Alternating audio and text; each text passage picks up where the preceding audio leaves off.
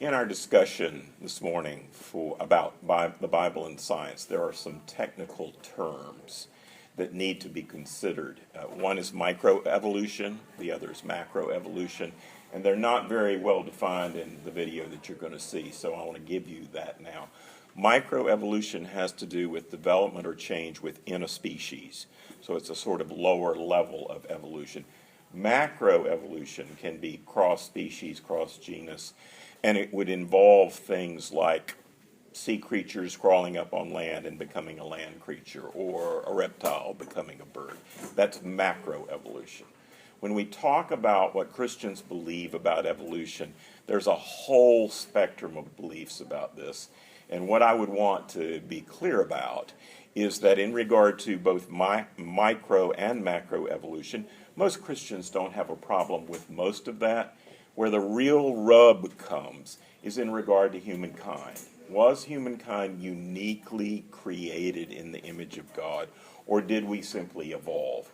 And so there are a spectrum of beliefs by Christians about this particular matter. On the one end of the spectrum, there are those who simply deny evolution altogether and say it's all created and maybe even in a very short period of time, and maybe the Earth's only 6,000 years old.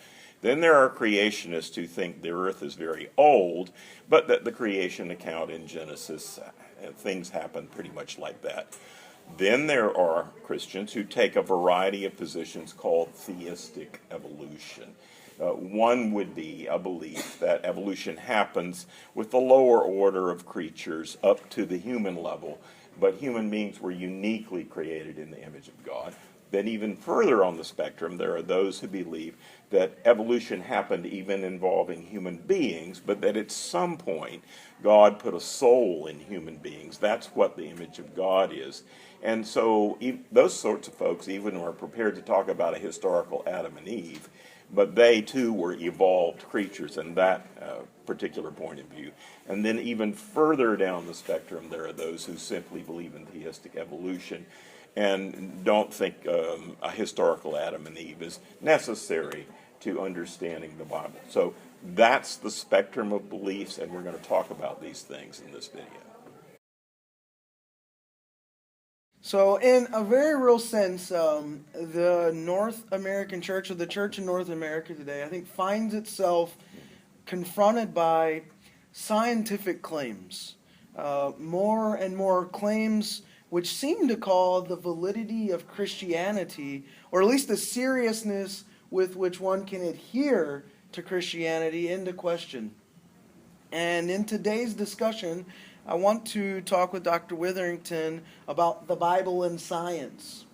We're not scientists, we're Bible scholars discussing science as it relates to the Bible, supposedly, or it in fact does. But what might biblical scholarship, in other words, have to say in response to some of the pressing questions that pastors, laity, and even other scholars, other biblical scholars, that science seems to pose? And I think this has the potential to be a rather fun conversation.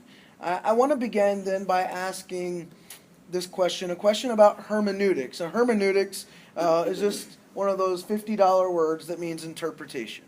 It's just a word that scholars use to talk about interpretation. Hermeneutics comes from an ancient Greek word. And so hermeneutics. And I want to use Genesis 1 as a sort of talking point, a jumping off point. So Ben, whenever someone opens Genesis 1 and begins reading, what's said seems pretty straightforward. We learn, for instance, that God creates the world. God spends 6 days creating. On the seventh, he rests. Seems pretty straightforward.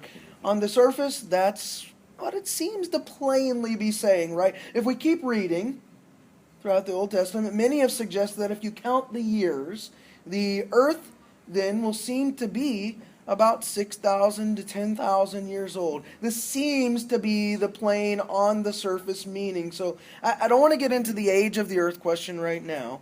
We'll do that shortly. But rather hermeneutics, interpretation. Can we take the plain sense of the biblical text at face value on matters like these? Why or why not? Genesis 1 is in Hebrew. It's in poetic prose. And for example, the phrase that God created things and it was formless and void, that's one translation of one of the key phrases. In Hebrew is tohu wobohu. In other words, it has rhythm and it has rhyme. So the first thing to be said about this hermeneutically is it's not straight prose. It's at least poetic prose if it's not just a straight up poem. Okay? You would never guess that just reading the plain English text. So kudos for those who can read it in Hebrew, because you already know this is using figurative language. Figurative language. And what I say about the Bible is interpret figurative language figuratively, interpret literal language literally. And some passages, like this one, you have a mixture of figurative and literal language. And so let's deal with the Hebrew word yom just for a minute, all right? If you read Genesis 1 carefully, you discover that our sun is not mentioned until the fourth day, okay? So the idea that the author in Hebrew was talking about solar Milky Way galaxy days is absolutely incorrect on any literal reading of the text, because guess what? Our sun and our moon are not mentioned till day 4. So whatever day means, it does not mean a 24-hour solar day, right? And it didn't in day 1, it didn't in day 2, it didn't in day 3, and why would it in day 4? And then if you get all the way to the 7th day, what is most interesting about the very end of that narrative at the beginning of chapter 2 is we'd had this little refrain, this poetic refrain, and there was evening and there was morning the first day, the second day, all the way up through 6. There is no refrain on day 7. So the implication of the first part of Genesis 2 is the 7th day starts near the beginning and goes on forever. God has been, if you will, ceasing from the original creation ever since. He's been, that's what Shabbat literally means, to cease, or we would translate it maybe to rest. He stopped the initial creation a long time ago, is what's being said, and he's been resting from that original acts of creation ever since. In other words, there's 2 good reasons for not simply reading Genesis 1 in a modern literal sense. Number 1, day doesn't mean day. And then, the further you read in the Bible, what are we hearing about God's clock? For God, one day is as 1,000 years, and also the reverse. You know, this one's, I mean, I can see about infinitely extended time. I can go with that. But the other thing is also said, and for God, 1,000 years is as one day. Sort of, let's scrunch it all together. Whatever that means, it means God's not living on a solar clock, right? And so even on a literal reading of the text, day doesn't mean a 24-hour day, nor does it mean ages. It is a poetic way of saying that God, in an organized way, we might say figuratively, all in a week's work, God created the universe. Here's the next question. One thing, Ben, that I find intriguing is the approach to hunting for scientific facts in the Bible. Yeah. And both sides do this, by the way. It's not just one side or the other. Those against the Bible, right, are very keen to go to it, hunting for facts to disprove it. Just Google science in the Bible, and you'll get an onslaught of websites doing this. And they very loudly criticize Christians when they find fodder for their agenda. But then some Christians do the opposite, right? They go to it looking for scientific facts or data to prove it. Right. And it seems to me anyways, that many folks who argue for the face value type of reading that I was just talking about a moment ago, that Ben was talking about, are also in a very sort of contradictory way, often those who try to appeal to scientific readings. Mm-hmm. You see the rub there, which is not at all the obvious reading on the face of things. Right. In other words, on the one hand, they want the plain sense reading, the surface reading, yet the same group will also be trying to utilize a scientific reading, which is not the face value reading, right? So there's a sort of contradictory hermeneutic going on there. Do you think my hunch of that going on is correct? And I wonder if you have any thoughts about that tension that sort of exists there. Well, part of the problem is actually the same with both these groups. They come to the text with some kind of modern worldview. And they're all post-Enlightenment folks, whether they are fundamentalist Christians who read the Bible so-called literally, or they're, antagonistic to what the Bible says and think it's, scientific hooey at the best, right? Both of them read, the thing that's interesting is hermeneutically, they both read the text as modern persons. That is, they do not read the text in its original language, historical, literary, linguistic context. They just don't. And so what we've got is a ping-pong match between two people with bad hermeneutics. That's what's going on here, and it's unfortunate. Now, I've been on shows like Answers in Genesis, which is a famous radio evangelical show, and they tend to want to use the Bible when they like gotcha verses. Okay, we now have evidence from Genesis 7.3b that this scientific fact has been verified in the Bible, therefore the Bible is scientifically accurate. Now, I'm not opposed to looking at the Bible and seeing if there is such evidence whatsoever, but the sort of hermeneutical approach that wants to read the Bible as if it were like a modern text that was sort of scientifically ready for reading is a mistake. It's a mistake because science is a post-Enlightenment phenomena in the world, really, basically post-Enlightenment phenomena. And a scientific reading was not really relevant or possible in all those previous ages of human history. And you have to ask, why would God download a scientific document on a pre-scientific age that really had no chance of understanding it? Right? I mean, I would draw an analogy with one of my favorite movies, The Gods Must Be Crazy. This is a great movie. If you haven't seen it, you should see it. It's a story about primitive African tribes, and they're minding their business, and at one point in the movie, a Coca-Cola bottle falls from the sky. Right? A Coca-Cola bottle falls from the sky, and they think it must be from some deity, right? Maybe his name is even Coca-Cola. Who knows? But they'd never seen a Coca-Cola bottle before. Right. And so, here's the thing. They interpreted the Coca-Cola bottle in the mental framework that they already had. Not one that was a different culture from a different time in a different age.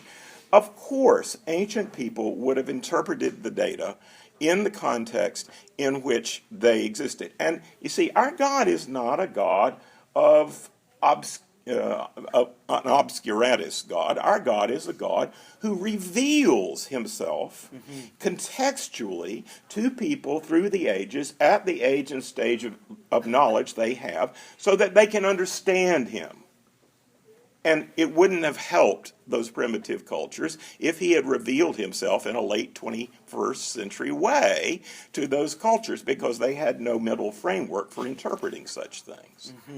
So you brought up the Answers in Genesis show a few minutes ago. And since we're hovering around the topic, since we're in Kentucky, with Ken Ham and his Answers in Genesis Museum, which, by the way, I have to say, it's really a fun place to visit. If you've never been to the AIG Museum up in northern Kentucky, the animatronics, the props, it's a fun place to go. If you want a nice day outing, go check it out. take some of the stuff with a grain of salt, perhaps, but it's a fun place to take kids. Now they've installed zip lines, and the dinosaurs are just. They're It's pretty kind of a amazing. Kentucky Disneyland. Yeah, it is. It really is. Kentucky Disneyland. So, Genesis 1 then, I mean, that's their big thing. Genesis 1:1 is, I Right. think their slogan is something to the effect of believing the Bible from Genesis 1:1 on, or something, Right. something like that. But their whole MO is Genesis 1 in relation to science. And put differently, I want to ask the question this way. We kind of touched on it a little bit, but is there science there, or are there things there substantiated by modern science, or is that just completely the wrong way to think about it or approach it? Well, let's look at it this way. There's a progression to the story of creation, which begins with simple things like light and darkness and concludes with the creation of humanity. Broadly speaking, that's what actually evolutionary science says about the progress of an increasing complexity of life on Earth. So in a very simplistic way of comparing evolutionary science and the story in Genesis, in a broad way, they match up. And this is what theistic evolutionists would say about it. If you take Genesis 1 as a sort of poetic representation of the development of creation over time and the progress of all of that, in a way, this sort of progress leading to the crown of creation, humanity itself, works, right? And so there is a sort of synchronicity between science and what Genesis 1 says in a very general way. Now, of course, the rub is that Genesis is talking about what appears to be unique, singular acts of creation, not evolution in terms of development from caterpillars to butterflies to this, to that, and the other, right? So there's the rub, of course. All right, so we're centering around, orbiting around this issue. You mentioned evolution, theistic evolution. I want to talk specifically about theistic evolution in a moment, but this is evolution. It's one of those topics that is a lasting hot topic for Christians. And in my own experience, it's been as if evolution were of Satan, Right. as if it were of the devil. And actually, I've been told that by folks. And for Christians to hold to a view of evolution pretty much undermines the Bible, I've been told. True or false? Why or why not? Yeah. I would say this is a complex question, and even amongst conservative Protestants and Catholics, you have a whole spectrum of views on this matter. I mean, there are plenty of really good, born-again Christian people who haven't had a frontal lobotomy, who have thought through this, who are theistic evolutionists in terms of these issues. And, and there's a whole foundation that you can look on at line called the Biogenesis Foundation, Biologos Foundation, which Francis Collins, one of my fellow Tar Heels, is a key contributor to. He's the head of the Human Genome Project, And so we've been having this kind of discussion for a very long time, and different Christians will come down in different places on the spectrum of all of that. Now, most Christians who have studied this as both Bible scholars and appreciators of science come down either on theistic evolutionary point of view, or if they're creationists, they're not young earth creationists. They think it doesn't really matter how long it took God to create this. That's not really very important because Genesis 1 is not a literal day-age scheme for how long it took, right? So, I mean, that's the kind of spectrum that you get on those kinds of issues. Now, I would stress that evolution is a theory, okay? And it's a theory which is supported by various kinds of empirical data, right? Like any good theory, it stands or falls on how good does the empirical data verify it, right? And there's plenty of data to back up various things about evolution. But here's the thing. There are those folks who would say, well, I believe in microevolution. Now, most Christians don't care if frogs turned into birds at some point. The real rubber meets the road of what about human beings? Are we a distinct species? Right. Are we different from the rest of creation? They don't really care if cockroaches at some point became caterpillars or whatever. They don't care about that. That's not really the issue. The issue is, are human beings uniquely created in the image of God? And that's really the sticking point in this whole debate, not what happened to all the rest of these critters that are lower life forms, right? And so you have a lot of Christians who want to hold out for the unique creation of humanity, whatever may have been the case with all the other creatures, right? They don't have a problem with microbiology. They do have a problem with suggesting that Homo sapiens is a relative of this particular gorilla or that particular gorilla family or whatever, or at least they shared a common ancestor. Because that presupposes that there was an ancestor back there before Adam that Adam descended from. And that for sure is not what the Bible says. For me, what's important is what Jesus and Paul say about this. They both seem to believe in a historical Adam, right? That there was a historical Adam and that there was a historical Eve. So what I say about this is, whatever may be the case about origins of other creatures, I'm agnostic about that. It's okay with me if it happened by way of microevolution. I'm okay with that. But I would want to say that I think the Bible is making a claim about the uniqueness of humanity created in the image of God. And so for me, that's for me where the line of the sand is. Is there something unique about humanity? Do you think that any part of historic Christian belief, historic Christianity, is lost if there was not a historic Adam? Well, the theological fallout would be, if there's no creation like something like what we have in Genesis, then apparently there was no historical fall of Adam. So what really happens is you lose the doctrine of the fall.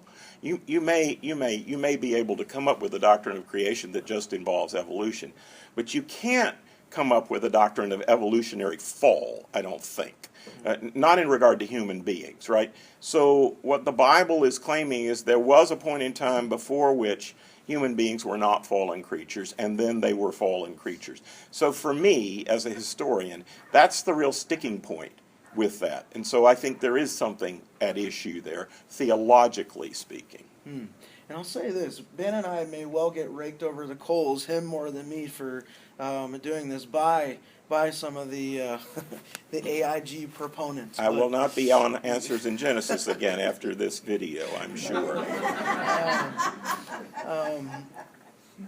So you mentioned you mentioned theistic evolution. That may be a new term for some folks here. As opposed to godless evolution. As opposed to godless evolution. So talk to us briefly, just for a moment, what is theistic evolution? You sort of just alluded to it in your contrast there. It's the idea that however we got to where we are in terms of all of the different creatures, great and small, on earth, God is the director of all of this. God can do things instantly. He can do things through a process.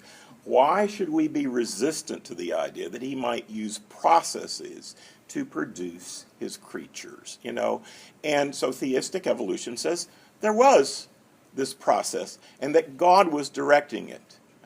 My wife has had a course called Patterns in Nature. And one of the things that happens when you actually study biology or, plant taxonomy or anything like that, is you're just fascinated with the complexity and beauty and the growth and development of all kinds of things, living things in nature. And you say to yourself, this did not happen by chance. So there is this indirect attesting to a divine hand in the process in terms of the beauty and complexity and the way things develop over time. That's a confirmation of God's hand in all of this. There's a famous story about an astronomer whose last name was Jastrow, and he's talking about the origins of the universe itself. And what he says is, I am fearful that when the scientists have climbed the mountain of knowledge to the very peak, so that they can peek at the origins of the universe, on top of the mountain there will be a theologian saying, I told you so. God did this, however it happened. That's great. Another matter that we touched on briefly in the very first discussion that we had together a few weeks ago was the flood. And another AIG favorite topic, but the debates about whether this was a worldwide flood or whether it was sort of just a local flood. These are pretty contentious debates. So it's another one of those things where modern science is brought into the picture. And I'm wondering, is this more or less helpful or hurtful in terms of the actual witness of Scripture? Yeah. Well, first of all, I would say again that the Bible writers wrote in terms of the then known world, right? They weren't writing for us in Kentucky in the 21st century. They were writing for their setting in their culture at their time. And the then known world was the ancient Near East, the Fertile Crescent.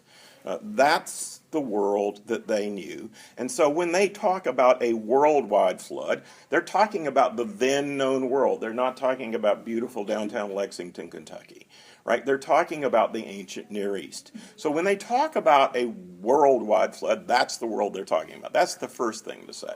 The second thing to say is, here I do think science comes into play because geology comes into play.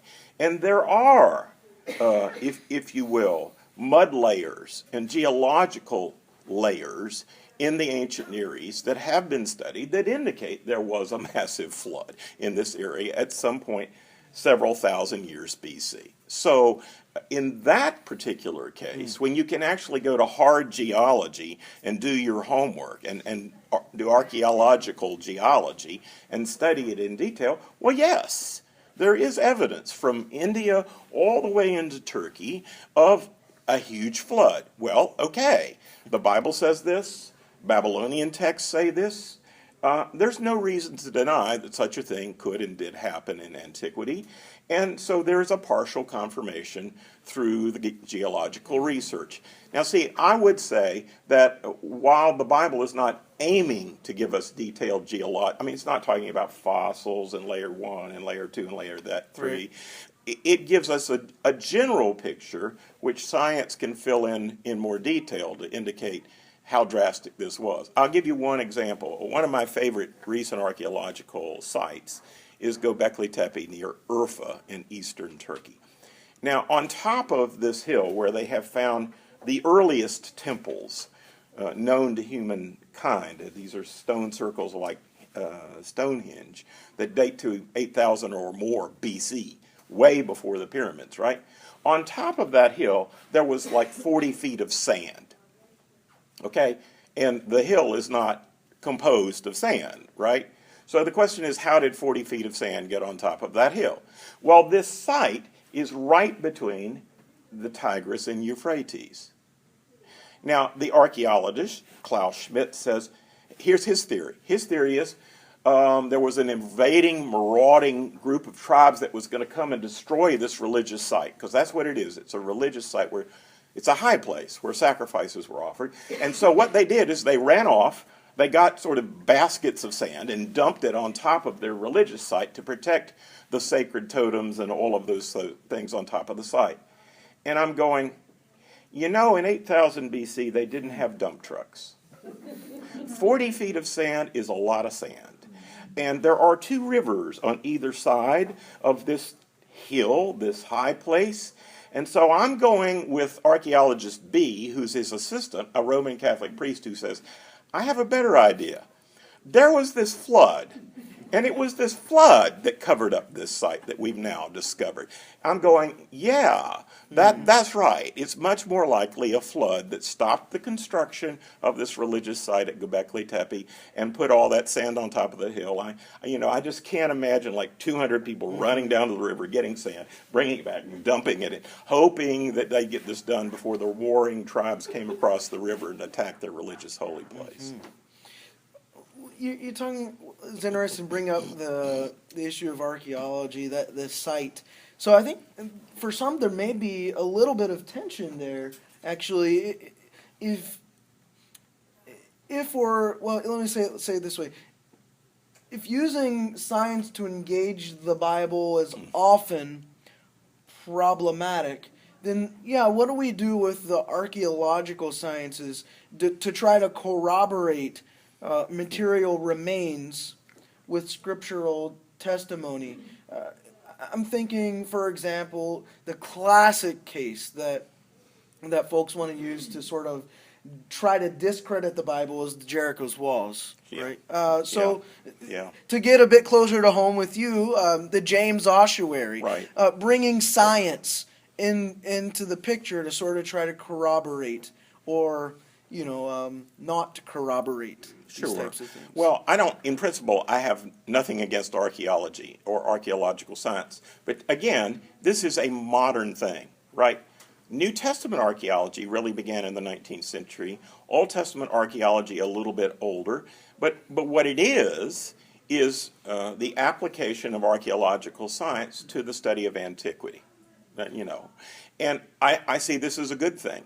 And when we get occasional corroboration between what is found by the archaeologists and what it says in the Bible, this is a good thing. It shows that the writers of the Bible were not making this up out of whole cloth, that they were not sort of inventing these stories. These are not sort of fractured fairy tales told by ancient people that have no historical substance.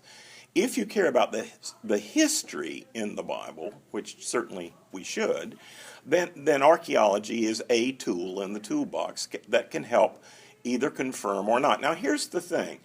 Just because you don't get a positive confirmation from an archaeological dig with some biblical fact doesn't mean it's not true. You would have to argue from science, because we didn't find this, therefore it must not be true. And that's where the Jericho story comes in. I mean, if you go and look at Kathleen Kenyon's archaeological work at Jericho, it is located in an area of about 400 square yards.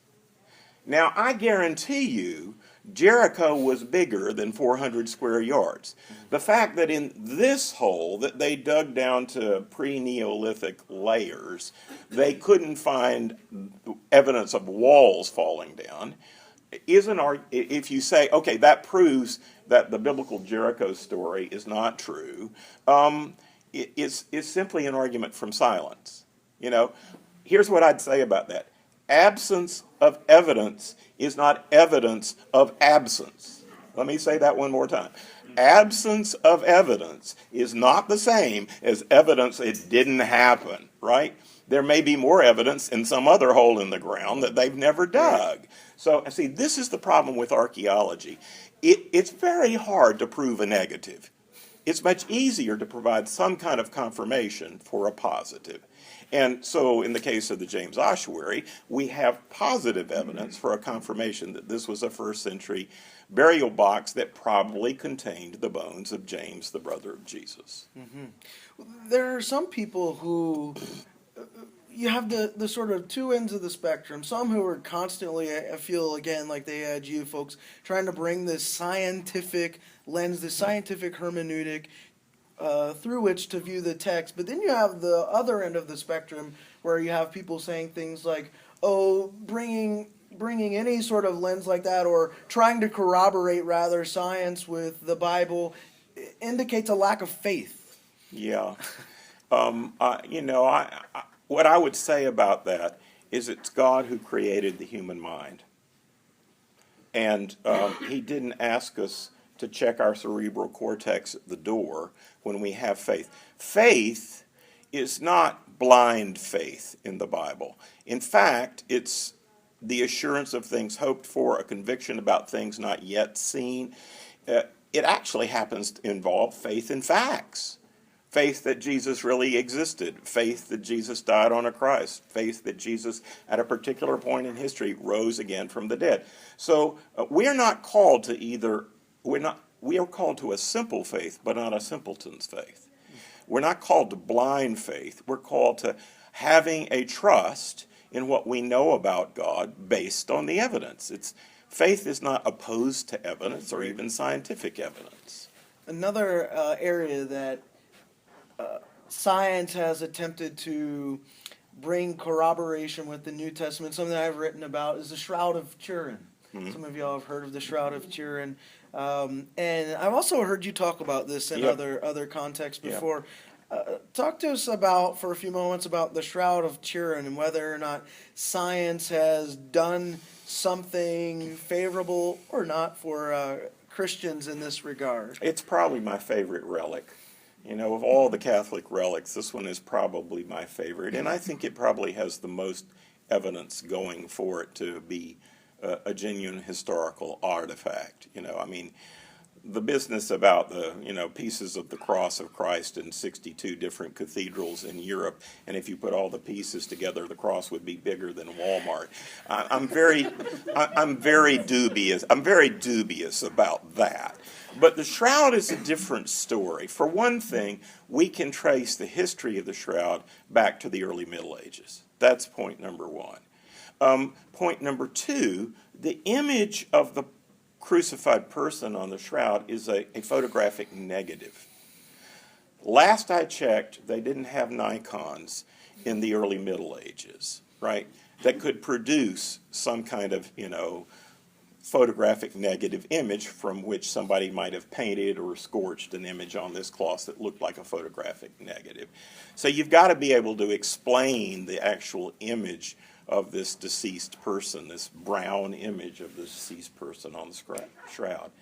Actually, the only piece of scientific data that I think counts against the authenticity of this is that there was a carbon-14 dating done from a piece of the Shroud. Now here's the problem. This Shroud was in a massive fire, in a cathedral fire in the Middle Ages, right? And it ended up being scorched, and and just flat burned around the edges. Now the problem is that the piece of the cloth that was tested by carbon-14 data was, obviously they're not going to cut out a piece of the image on the cloth. That is so not happening, right? So they cut off a little piece from a corner to test, but it was part of the scorched part of the cloth. Well, what a carbon-14 dating of that would show is the dating of the fire. It wouldn't show the dating of the original cloth. It wouldn't tell you where it came from or when it came from. So I would say if it's ever allowed, they need to take a piece of the cloth that's not brown and test that and see what the carbon-14 testing says about that. In other words, I don't know any reason not to take this as an authentic image of a crucified person from early Judaism, and perhaps the reason it's been preserved through all these centuries is because it was Jesus. At this point, I want to head down a bit of a different route with this discussion. In our talk last week, I think, which dealt with obviously the relationship between the Bible and history, you mentioned the overarching sort of theme of the Bible being threefold. You talked about history, ethics, and theology. Yeah. You didn't include science in there. No. When we think about the topic of miracles, these are things that were recorded by historical persons, preserved throughout history. They obviously have theological implications, if not always ethical implications too. So here's the question: can and or should the miracles in the New Testament be explored from scientific angles? And a follow-up is this: is something lost or taken from the scriptures if what seemed like a miraculous explanation then can be easily verified by modern science today? Yeah. Okay, let's back up to the Bible and science bit first, and then we'll work our way to miracles, okay? The first thing I would say is that we are not called to read the Bible as a textbook of science of some kind. I'll give you just one example of cosmology. It was right after Neil Armstrong walked on the moon. I'm riding on the Blue Ridge Parkway in my dad's 55 Chevy with my friend Doug Harris, right? We're riding along, and all of a sudden, on a beautiful summer day, the clutch blew out, and as the Bible says, my countenance fell, right? There are no gas stations on the Blue Ridge Parkway, so a car had to push us off the parkway into a Texaco station, and he couldn't fix it. So we were going to hitchhike back to the middle of the state. Now remember, this was right after Neil Armstrong walked on the moon, and there were all these glorious pictures of the Earth revolving, so beautiful in space and all of that. So we got in this 1948 Plymouth with two really old mountain people who were heading in the right direction, who picked us up. We were hitchhiking. And my friend Doug, who's a lawyer now and likes to argue in North Carolina, says to the driver of the car, well, what'd you think about Neil Armstrong walking on the moon and all those beautiful pictures of the Earth revolving in space and so round and beautiful? And the driver, driving along, says, that was all fake. It's a Hollywood stunt. Everybody knows the world's not round. Seriously, I'd never encountered a flatlander from the mountains of North Carolina before. But these were flatlanders. These were flatlanders. Doug, not recognizing invincible ignorance when he saw it, was prone to argue. I kept saying, Doug, shut up. We need this right. Be quiet. We need this right. Why do you think the world's not round? And the man says in the book of Revelations, plural, which is not the name of that book, right, that the angels will stand on the four corners of the earth. Can't be round if it's got four corners. Now, can it, mister? Right? Well, now, the problem with this man's worldview is not that he took the Bible seriously as God's word. The problem is that he actually was reading a theological statement as if it were a scientific cosmological statement, when it's not. What, if you look at that text in context, it means God's angels will come from all points on the compass to gather God's people. That's all it means. It's not a statement on the shape of the earth. It's just not, right? So what was his problem? He was reading that statement in apocalyptic prophecy, no less, as if it were a teaching about the shape of the earth, which it's not. So the problem comes when you try to read the Bible, even the figurative, poetic language, literally, from a scientific point of view, right? And that creates problems rather than solves problems. So that's what I would say about that. But on to the issue of miracles. First of all, what we have in the Bible is reports of miracles. And what science can investigate, unless they get really lucky, is witness reports of miracles, not miracles. You know, I mean, maybe you could set up your cameras and sort of wait at a faith healing service and start filming something, right? And then try to explain what has happened. But what we have in the Bible is not miracles. We have reports of miracles. And the only thing that science could really study in detail would be witnesses, in questioning witnesses, or reports of miracles, right?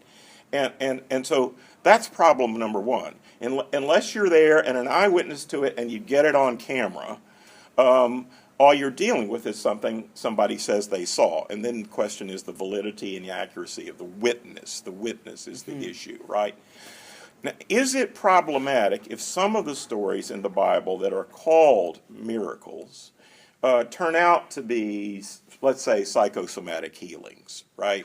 Somebody had an illness. It was mistakenly assumed to be an example of demon possession. Jesus healed this person of their psychological trauma through love and grace and blessing, but it's not really a story of an exorcism. I don't know that that would be terribly problematic, but there are stories in the Bible of miracles that just can't be explained or rationalized that way. I mean, healing a man born blind, this cannot be a result of psychosomatic trauma. If you're born blind and you've never seen, or raising somebody that's been 4 days dead like Lazarus, again, there's no scientific explanation for that. In fact, the scientific data would suggest maybe this is literally impossible by any normal means that we know. So some of the miracle stories might be subjectable to a more scientific, normal, empirical explanation. Many of them, if not most of them, cannot be. So you can't sort of explain away all the miracles by saying, we now know it happened this way and it was perfectly natural. Anyway, a miracle is a work of God, right? It shouldn't be problematic for God to go beyond what nature can do, right? It's not going against nature. One of the problems I have with Webster's dictionary is one of the definitions of a miracle is something that happens that violates the laws of nature. Wait a minute, who set up the laws of nature? I think that was God. I'm not thinking that God is violating the laws of nature when he heals somebody. He may be going beyond what some kind of natural process can produce, but he's not going against it. So I would say miracles do not violate nature. In some cases, they actually validate nature, and in some cases, they go beyond what any kind of naturalistic explanation we have at this point. We may learn more later. We're still learning. We'll see. Yes or no? Can and or should Christians believe that miracles like those in the New Testament still happen today? Absolutely. Absolutely. I mean, when people ask me, do you believe in miracles? I say, believe in them. I've seen them. You must be joking. I don't just sort of think that they happen. I know of people that have been healed. I've seen people that have been healed. I've met people that have been healed, and even more, my colleague, Craig Keener, who has spent so much time in Central Africa, I mean, he's seen the raising of the dead. Somebody has been under the ground for like 4 days, right? He's seen this, okay? So it's not a matter of just, do I believe miracles happen? It's, yes. It's like when people say, do you believe in baptism? Well, yeah, I've seen it. It's beyond believing it. I've seen it happen, Here's another shift in topic, probably our last bit for today. One topic that persists in American culture, society right now is the topic of homosexuality. And we'll probably talk more about this next week too as we get into theology and ethics in the coming weeks. But I want to discuss this from the angle of science today. What I mean is this. Part of what we've heard over and over is this talk about a gay gene. Something innate, that people are born this way. Science, we're told, has proven this. And I bring this up because the implication is that if this is true, then science and the Bible are antithetical to one another. That science is right, the Bible's outdated, that science is correct, the Bible is wrong. What are your thoughts on this? Could you help us untangle some of it? I recommend a book to our listeners and viewers of this. It's Francis Collins' books, The Language of God. In an appendix to The Language of God, he addresses this very issue as a scientist, and he's far more qualified to do that than I would be. And here's what he says. First of all, so far, no evidence of a gay gene. But even if there was some kind of hereditary tendency in that direction, his most important statement is this. Predispositions that you're born with are not predeterminations. This is such an important statement. Some people have an inclination from birth in various negative or socially not normal directions, right? Some people are pathological liars. Some people are kleptomaniacs. Some people are this. Some people are that. They may have been born with some kind of genetic flaw that predisposes them in a particular direction. Even if that were true in some cases with persons that we now call gay, the fact that they are inclined in this direction does not predetermine their behavior, okay? Their inclinations are not making them an offer they can't refuse. All of us have inclinations to sin in one kind or another. So if predispositions are not necessarily predeterminations, if that's not the case, then what we can say on this specific part of that issue is the Bible critiques not your inclinations, but your behavior. In this regard, the Bible is very clear, as we will discuss more later, that same-sex sexual activity is a sin. And it holds people responsible who behave that way. So regardless of what your natural fallen inclinations may be, a predisposition in a certain direction is not a predetermination. Certainly by the grace of God, you have a choice about your behavior. That's what needs to be said on this issue.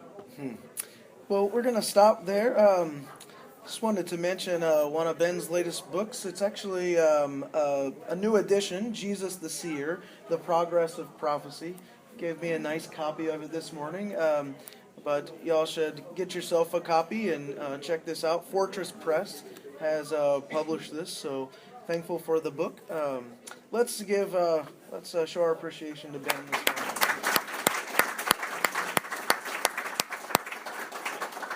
Thank you. Have a great day. On to more fun topics next week.